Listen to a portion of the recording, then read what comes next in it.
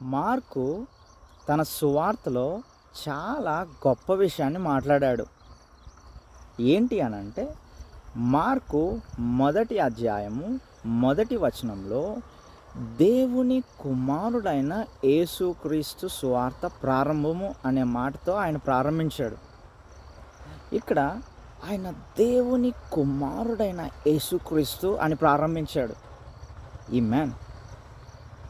బైబిల్లో ఇలా రాయబడింది, ఎవరైతే యేసుక్రీస్తు ప్రభువారిని నమ్ముతారో, ఎవరైతే యేసుక్రీస్తు ప్రభువారిని విశ్వసిస్తారో వారు దేవుని కుమారులు అని.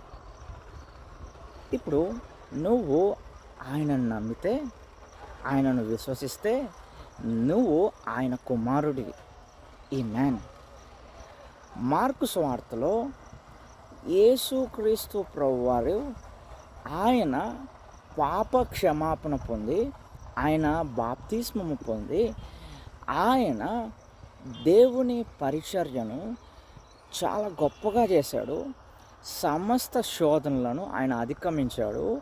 గొప్ప గొప్ప విషయాలను, గొప్ప గొప్ప ఆశ్చర్యకరమైన విషయాలను ఆయన చేయడం మనం మార్కు సువార్తలో గమనిస్తాం.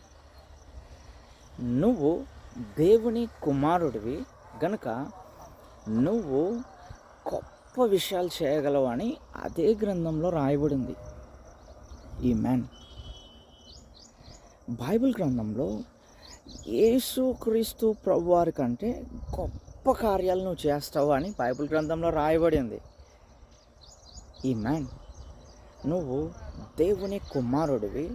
నేను ఇలా మాట్లాడతాను. నా పేరు సృజన్ చాలా గొప్ప వ్యక్తి. ఎందుకంటే ఆయన దేవుని కుమారుడు.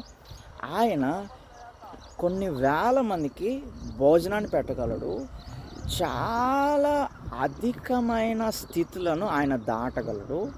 గొప్ప సమస్యలను ఆయన ఎదుర్కొనగలడు. ప్రతి విధమైన అనారోగ్యతను ఆయన స్వస్థపరచగలడు. ఈ లోకంలో అపవాది యొక్క క్రియలను ఆయన తన మాట ద్వారా దాన్ని అధిగమించగలడు అని.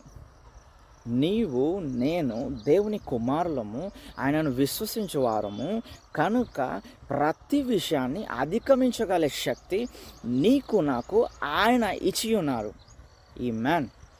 నీవు యేసుక్రీస్తు ఎలాంటి వాడై ఉన్నాడో నువ్వు ఈ లోకంలో అలాంటి వాడవై ఉన్నావు. ఆయన రూపంలో నువ్వు నేను నిర్మించబడి ఉన్నాము. ఆమేన్. హల్లెలూయా.